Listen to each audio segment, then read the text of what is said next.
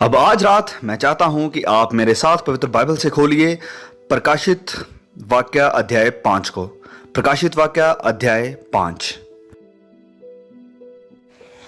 लिखा है, और जो सिंहासन पर बैठा था मैंने उसके दाहिने हाथ में एक पुस्तक देखी जो भीतर और बाहर लिखी हुई थी और वह 7 मोहर लगा कर बंद की गई थी।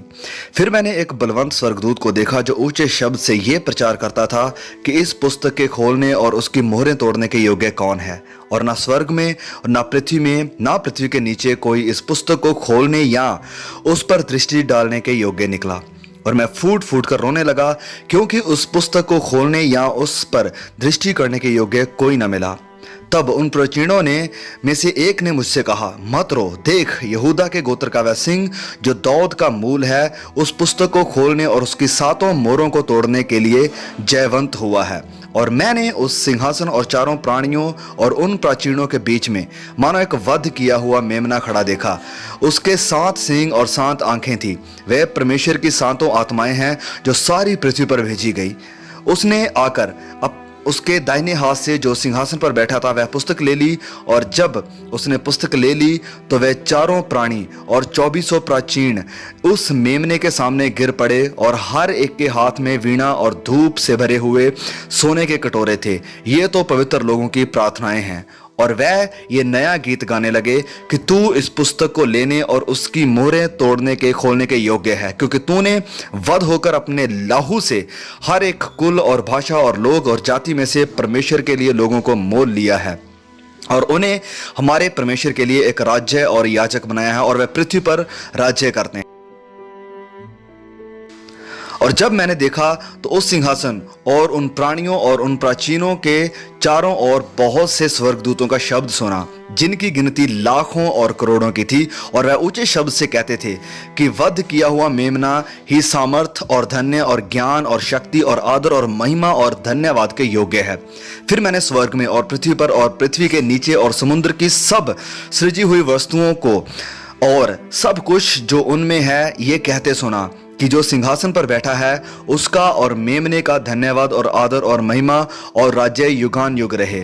और 4 प्राचीनों ने आमीन कहा, और प्राचीनों ने गिरकर दंडवत किया।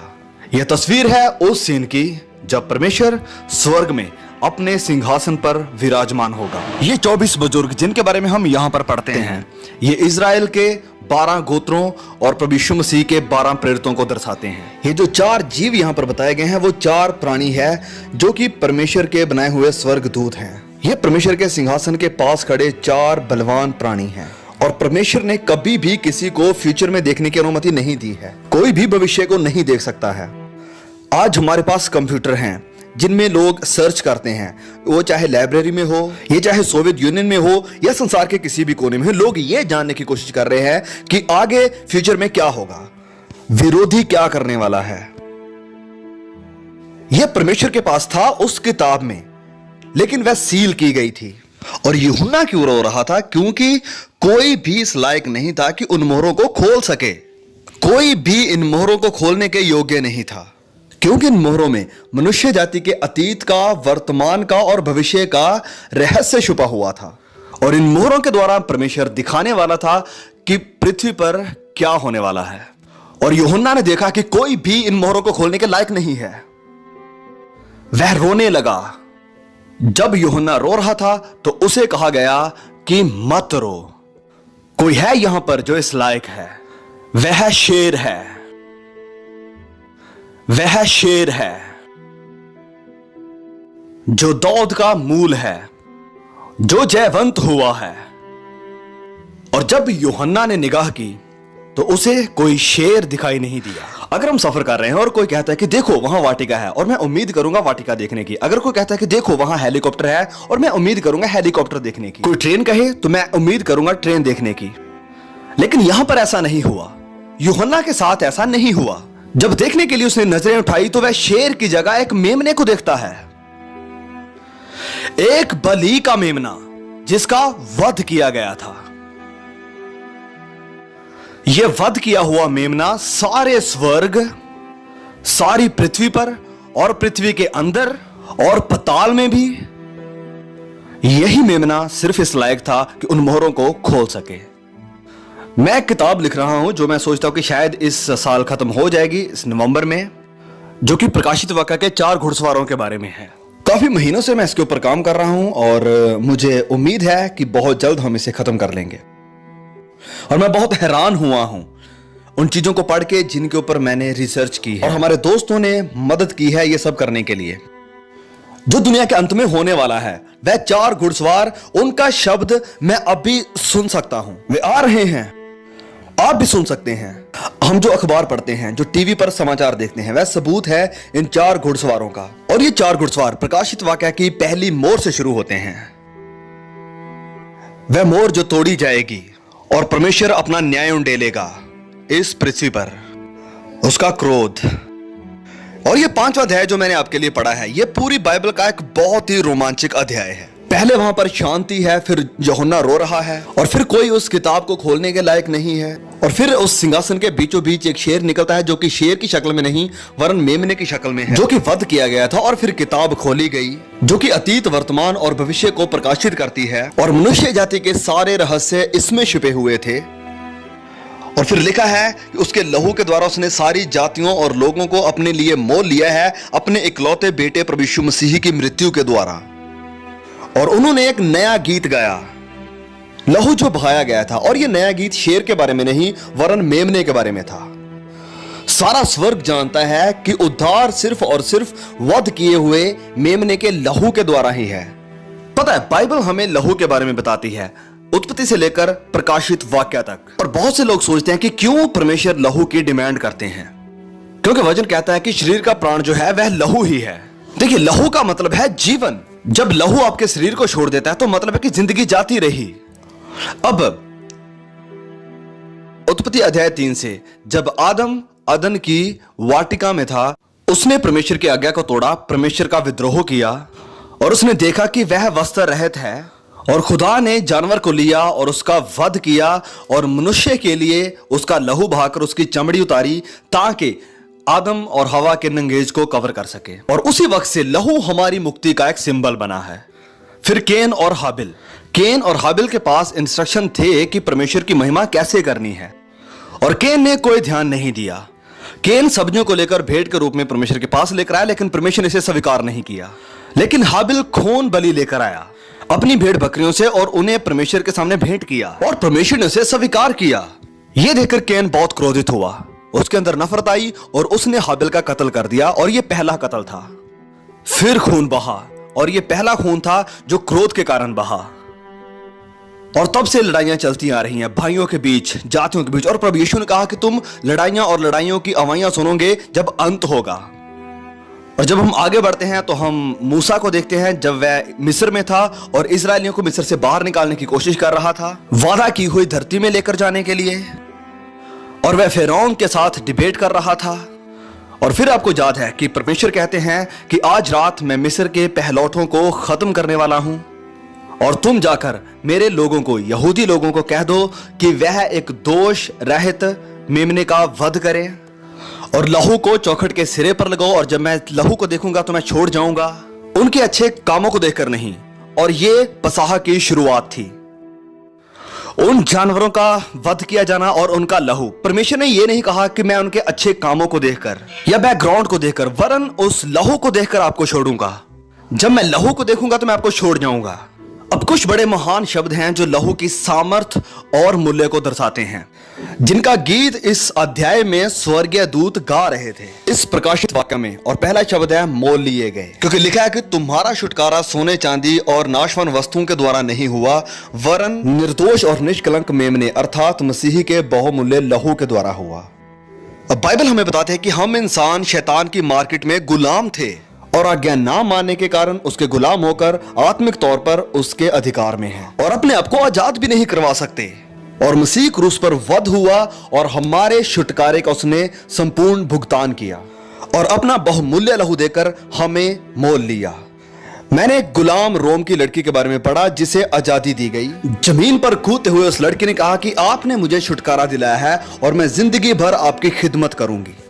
खोए हुए मनुष्य और स्त्रियां नीलामी की मार्केट में थी और छुटकारा देने वाला कोई नहीं था। हम खोए हुए थे, हमारा न्याय होने वाला था और हम नरक में जाने वाले थे, हम क्या करेंगे? और वही प्रभु यीशु मसीह आता है और वह हमारे लिए बलिदान हुआ और अपना लहू हमारे पापों के भुगतान के लिए दिया और हमें छुटकारा दिलाया। और अगर आप लहू की छाया में नहीं है तो आप स्वर्ग राज्य में नहीं जा पाएंगे। आपको लहू की छाया में आना ही होगा। क्या आप निश्चय हैं कि आपने इस बहुमूल्य लहू का अनुभव किया है और अपने गुनाहों से पश्चाताप करके प्रभु यीशु को अपने जीवन में स्वीकार किया है? और दूसरा शब्द है रिमिशन, जिसका मतलब है गुनाहों से माफी। मत्ती अध्याय 26 में प्रभु यीशु कहते हैं कि ये वाचा का मेरा वह लहू है जो बहुतों के गुनाहों की माफी के लिए बहाया जाता है। और हम फिर पुराने नियम में वापस जाते हैं और इब्रानियों में इसका जिक्र किया गया है। और व्यवस्था के अनुसार प्राय सब वस्तुएं लहू के द्वारा शुद्ध की जाती है और बिना लहू बहाए क्षमा नहीं होती। तो लहू आप देखते हैं पुराने नियम में एक सिंबल था, एक परछाई थी। तो ये लहू तंबू के ऊपर, बर्तनों के ऊपर, व्यवस्था के ऊपर और मंडली के ऊपर छिड़का जाता था और ऐसा करके खुदा लोगों के गुनाहों को माफ करता था। दैवीय न्याय इस लहू के कारण संतुष्ट होता था और परमेश्वर की दया इस लहू के कारण लोगों पर बढ़ जाती थी। और क्रूस पर बलिदान होकर प्रभु यीशु मसीह ने लोगों के लिए माफी को संभव किया और परमेश्वर के अनुग्रह को और बढ़ा दिया। यही है सुसमाचार। सुसमाचार और कुछ नहीं वरन यही है।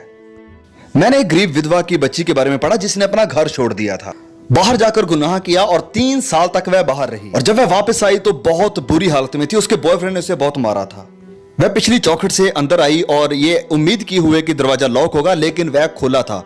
उसने दरवाजा खोला और वह अंदर गई और अपनी माता को बाइबल पढ़ते हुए देखा और अपनी माँ से कहा कि माँ, मैंने नहीं सोचा था कि दरवाजा खुला होगा, आप यहाँ पर हैं। माँ ने कहा, बेटी, जिस दिन से तुम इस घर से बाहर निकली थी उसी दिन से यह दरवाजा खुला हुआ है। परमेश्वर खड़ा है माफ करने के लिए। देखिए, माफ करने के लिए परमेश्वर को तैयार होने की जरूरत नहीं है। वह इंतजार नहीं करता है कि आप कब क्रूस के पास आएंगे और क्षमा मांगेंगे और मैं फिर तैयार होऊंगा। परमेश्वर के वचन में लिखा है, परंतु तू क्षमा करने वाला, अनुग्रहकारी और दयालु, विलंब से कोप करने वाला और अति करुणामयी परमेश्वर है। परमेश्वर अभी तैयार है। वह यहां पर खड़ा है अपनी बाहें फैला के। वह आपसे, जो ऊपर बैठे हैं, जो नीचे बैठे हैं, इधर बैठे हैं, कह रहा है कि आओ। और आप जो टीवी पर देख रहे हैं, अपना फोन उठाइए और इस नंबर पर कॉल कीजिए और अभी हमारे काउंसलर्स के साथ बात कीजिए अपनी आत्मिक जरूरतों के लिए और प्रभु यीशु को अपने दिल में स्वीकार करने के लिए। तो पहला छुटकारा, गुनाहों से माफी, और तीसरा शब्द जो लहू के साथ जुड़ा है वो है धर्मी सिद्ध होना। रोमियो 5 में लिखा है कि परंतु परमेश्वर हम पर अपने प्रेम की भलाई इस रीति से प्रकट करता है कि जब हम पापी ही थे तभी मसीह हमारे लिए मरा। सो जब कि हम अब उसके लहू के कारण धर्मी ठहरे हैं तो उसके द्वारा क्रोध से क्यों ना बचेंगे। धर्मी सिद्ध होने का डिक्शनरी में मतलब है कि आप दोष रहित हो जाते हैं और आपको मासूम साबित कर दिया जाता है। अपने आप में हम ये नहीं कर सकते हैं, ये नामुमकिन है। अपने सारे जीवन में आप ये कोशिश कर सकते हैं, अच्छे काम कर सकते हैं और चर्च को पैसा दे सकते हैं, लेकिन आप धर्मी सिद्ध नहीं होंगे। और सिर्फ एक चीज जो आपको धर्मी सिद्ध कर सकती है, स्वर्ग में भी और इस पृथ्वी पर भी, और वो है प्रभु यीशु मसीह का लहू। धर्मी सिद्ध होने का मतलब है कि जैसे आपने कभी कोई गुनाह ही नहीं किया। क्या यह खूबसूरत नहीं होगा कि जैसे आपने कभी अपने जीवन काल में कोई गुनाह ही नहीं किया हो? यह हो सकता है अगर आज रात आप क्रूस के पास आते हैं। यह है लहू की सामर्थ्य।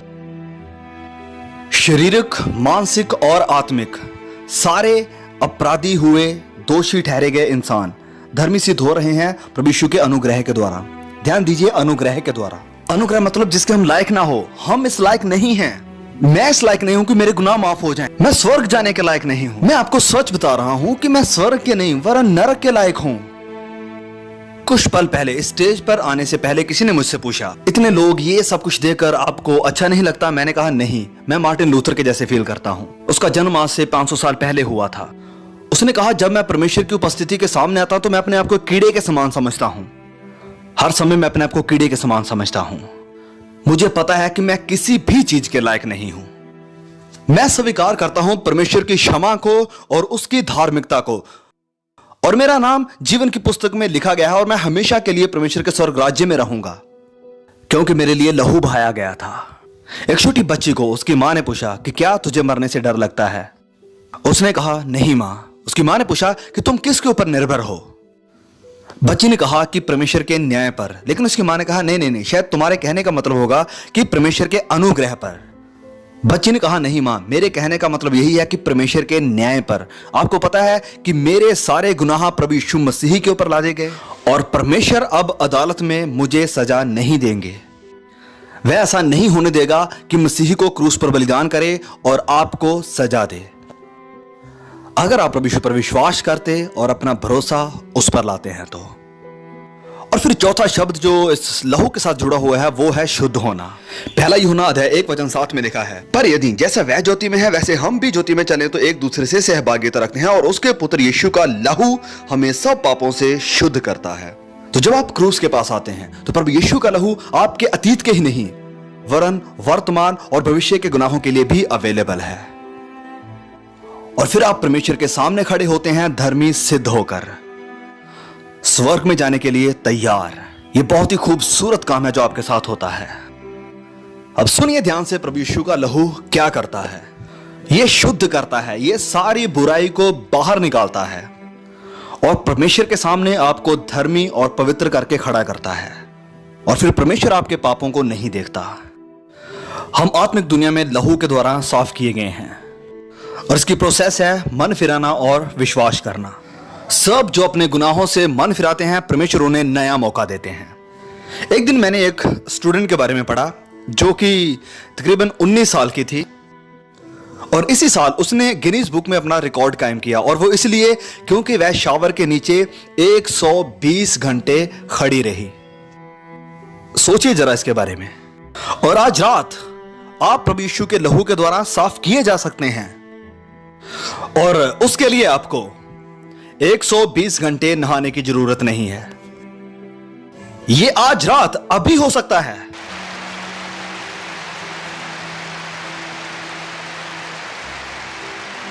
मसीह के लिए यह एक पल की बात है। उसने वादा किया कि वह अतीत के सारे गुनाहों को माफ कर देगा और आपके रिकॉर्ड को एक नई शुरुआत देगा।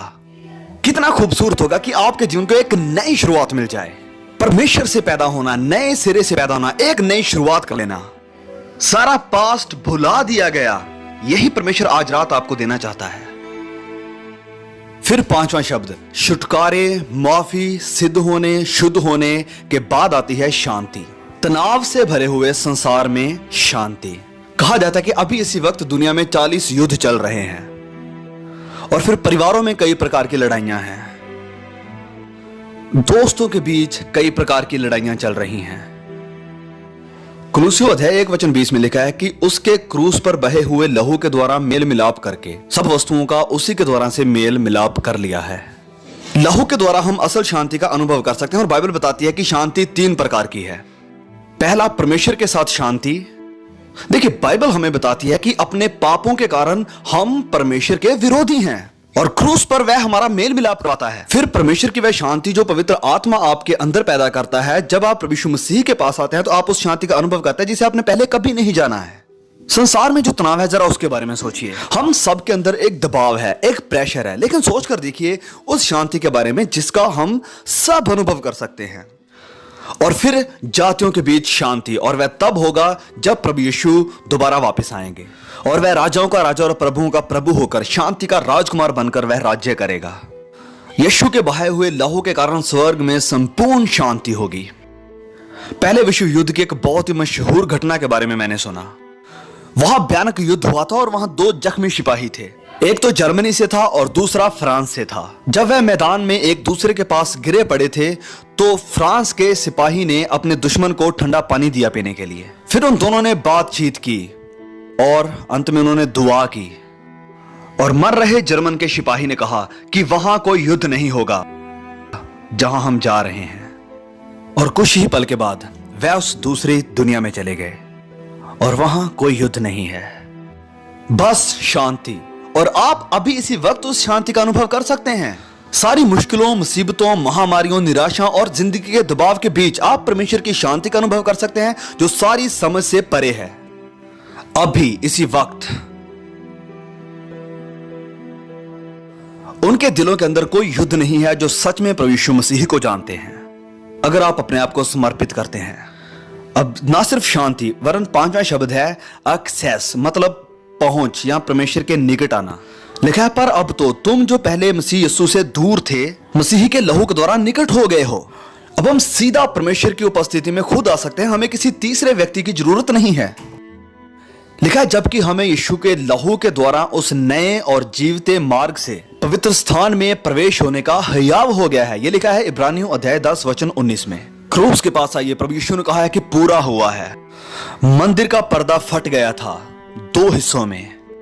परमेश्वर और इंसान के बीच एक पर्दा था और जब प्रभु यीशु बलिदान हुआ तो यह पर्दा 2 हिस्सों में फट गया और तब से यह पर्दा फटा हुआ है।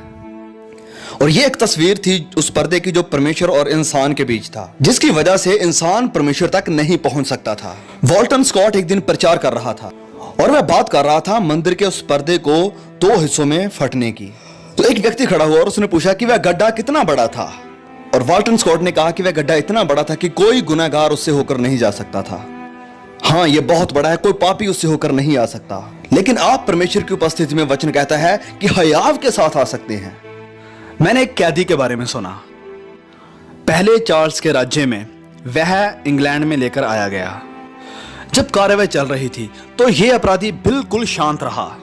लोग अंदाजा नहीं लगा सके क्योंकि सब कुछ उसके खिलाफ जा रहा था। वह जानते थे कि जज उसे दोषी करा देगा और उसे मौत की सजा सुनाई जाएगी, और वह चुपचाप खड़ा था और उसके अंदर शांति थी और उसे मौत का हुक्म सुना दिया गया। और उसने अपना हाथ अपनी जेब में डाला और एक कागज का टुकड़ा निकाल के जज के हाथों में दे दिया, और ये किंग चार्ल्स की तरफ से एक माफीनामा था, पहले से ही उसके पास था। अगर आपके पास परमेश्वर की तरफ से माफी है, आप इस संसार में किसी के भी सामने खड़े हो सकते हैं हृदय में शांति लिए हुए, क्योंकि अगर आप मरने के लिए तैयार हैं तो आप जीने के लिए भी तैयार हैं। और आपको माफी मिल गई है प्रभु यीशु मसीह के कारण। तो न्याय के दिन अगर प्रभु यीशु मसीह की क्षमा हमारे पास है तो हमें किसी भी चीज का बिल्कुल भी डर नहीं होगा।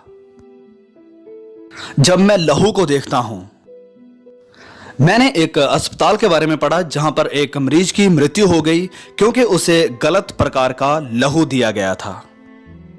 परमेश्वर के बेटे प्रभु यीशु मसीह का लहू जो क्रूस पर बहाया गया वह बिल्कुल सही प्रकार का लहू था, जो कि हर तरह के गुनाहों को माफ कर सकता है, साफ कर सकता है और अनंत जीवन देता है। हम एक बीमारी के बारे में बहुत पढ़ रहे हैं जिसके बारे में लोग बहुत डरे हुए हैं, और यह लहू देने या दान देने के कारण आती है। प्रभु यीशु के लहू में किसी तरह की कोई मिलावट नहीं है, यह बिल्कुल शुद्ध है। यह हर तरह के गुनाहों से हमें शुद्ध करता है। यह लहू 3 काम पूरे करता है। यह परमेश्वर को संतुष्ट करता है, वह हमारे अपराधों के लिए पकड़वाया गया और हमारे धर्मी ठहरने के लिए जलाया भी गया। हमने देखा कई बार हम वहां आराम करने से इनकार करते हैं जहां परमेश्वर आराम करते हैं। जब कफारा हुआ तो परमेश्वर संतुष्ट हुआ, उसके पवित्र स्वभाव में कुछ भी मिलाने की जरूरत नहीं है। दैवीय न्याय संतुष्ट हुआ। हम लगातार अपने कामों को उस काम के साथ मिलाने की कोशिश कर रहे हैं जो काम प्रभु यीशु मसीह ने क्रूस पर पूरा किया है, लेकिन आपको जरूरत नहीं है। यह क्रूस पर पूरा हो चुका है। और प्रभु के जी उठने में क्या आप उसे मिलने के लिए तैयार हैं? भले ही आपके गुनाह लाल रंग के हों तो भी वह हिम की नहीं उजले हो जाएंगे, और चाहे वह अर्गवानी रंग के हो तो भी वह ऊन की नहीं श्वेत हो जाएंगे। क्या हम पौलुस की तरह कह सकते हैं कि अब मैं नहीं वरन मसीह मुझ में जिंदा है? और दूसरा काम जो लहू करता है वह मेरे और आपके जैसे पापियों को बचाता है। हां, मैं पापी हूं, हां मैं सजा और नरक का हकदार हूं, और विश्वास के द्वारा अनुग्रह ही से तुम्हारा उद्धार हुआ है, और यह तुम्हारी ओर से नहीं वरन परमेश्वर का दान है। और बहुत सुकून मिलता है जब मुझे इसका एहसास होता है कि यह उसने मुझे दिया है, कि मेरा नाम जीवन की पुस्तक में लिखा गया है, कि मैं ये जानता हूं कि मैं स्वर्ग राज्य में जाऊंगा। यह आपको आजाद करता है फिक्र और डर से। और कितने हैं हम जो फिक्र और डर में आज जी रहे हैं? अगर मेरे पास गाने की योग्यता होती जैसे ये सब लोग गाते हैं तो मैं चिल्लाकर गाता कि कितना अद्भुत अनुग्रह है और संगीत कितना मीठा है जो मेरे जैसे पापी को बचाता है। एक और काम है जो लहू करता है, यह शैतान का मुंह बंद करता है। बाइबल कहती है कि परमेश्वर के चुने हुओं पर कौन दोष लगाएगा? परमेश्वर वह है जो उन्हें धर्मी ठहराने वाला है। देखिए, बाइबल एक अजीब बात सिखाती है जिसे अभी मैं भी अच्छी तरह से नहीं समझता हूं। मैं चाहूंगा कि कोई मुझे यह सब समझाए। शैतान हर रोज परमेश्वर के सामने खड़ा होता है और भाइयों पर, हम पर दोष लगाता है। वह भाइयों पर दोष लगाने वाला है। वह कहता है देखो वहां बिली ग्राम, उसने ये नहीं किया, उसने वो नहीं किया, ये कर रहा है, वो कर रहा है। हर रोज वह हमारे ऊपर दोष लगाता है। लेकिन प्रभु यीशु हमारा सहायक है, वह मेरा वकील है। पिता परमेश्वर के दाहिने हाथ, और वह शैतान को जवाब देता है और वह शैतान को याद दिलाता है कि जब वह क्रूस पर बलिदान हुआ तो वह बिली ग्राम के गुनाहों के लिए भी बलिदान हुआ था। और वह दिन आया जब बिली ग्राम ने अपने पापों से मन फिराया और प्रभु यीशु को अपने उद्धारकर्ता के रूप में स्वीकार किया। और प्रभु यीशु कहते हैं कि देखो वहां, और शैतान को पीछे होना पड़ता है और कहता है कि हां, वह लहू में है। जब मैं लहू को देखूंगा तो मैं आपको छोड़ दूंगा। क्या आपके दिल के चौखट के सिरों पर प्रभु यीशु का लहू छिड़काया गया है? क्या परमेश्वर का न्याय आपको छोड़ देगा या आपको इसका सामना करना पड़ेगा? इन दोनों में से आपके साथ क्या होगा? आप कहेंगे कि बिल्ली, मुझे नहीं पता, मैं एक चर्च का विश्वासी भी हूं, मैं चर्च में सेवा करता हूं, मैं चर्च का पास्टर हूं, लेकिन मैं निश्चित नहीं हूं। एक बड़ी कलीसिया का बिशप एक बार मेरे पास आया। उसने कहा कि मैं इंग्लैंड के एक बाइबल सेमिनरी में भी गया हूं, अपनी संस्था में मैं बिशप भी हूं। उसने कहा कि मैं बिल्कुल भी निश्चित नहीं हूं कि मैं प्रभु यीशु को जानता हूं कि नहीं। मैं जानना चाहता हूं। उस बिशप के साथ मैंने उसके घर में बात की। मैंने उसके साथ एक बच्चे के समान बात की, भले ही उसके पास कैम्ब्रिज यूनिवर्सिटी से बाइबल की डॉक्टरेट थी। वह अपने घुटनों पर आया और उसकी आंखों से आंसू बह रहे थे। उसने परमेश्वर के सामने कन्फेस किया। कितने लोग आज रात यहां पर हैं जो चर्च जाते हैं, लेकिन परमेश्वर के साथ संगति से बहुत ज्यादा आप दूर हैं।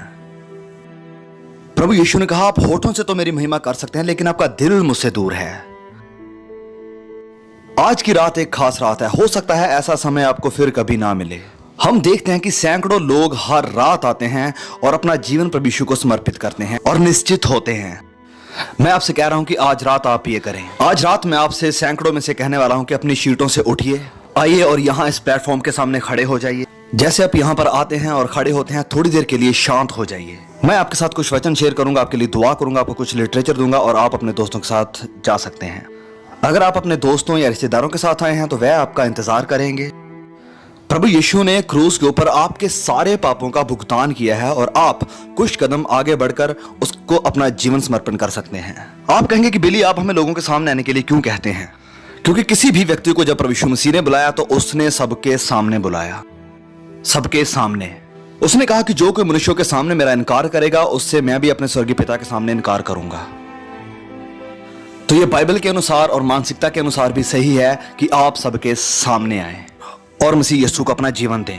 पति, पत्नी और सारे परिवारों को आने की जरूरत है, आपको आने की जरूरत है और आज रात उसे समर्पण कर दें और कहिए, आज रात की मैं इस जगह को छोड़ के जाऊंगा ये जानते हुए कि मेरे गुनाह माफ हो चुके हैं और मैं स्वर्ग में जाने वाला हूं। मैं आप सबसे विनती करता हूं कि प्लीज इस जगह को छोड़ के मत जाइए, क्योंकि ये वक्त बहुत ही पवित्र वक्त है। दुआ में अपना सर झुकाइए, हर कोई दुआ करे। जैसे लोग आते हैं, आप आइए, आप उठिए और आइए, आप भी उठिए, सब आइए और अपना जीवन प्रभु यीशु को समर्पण कर दें।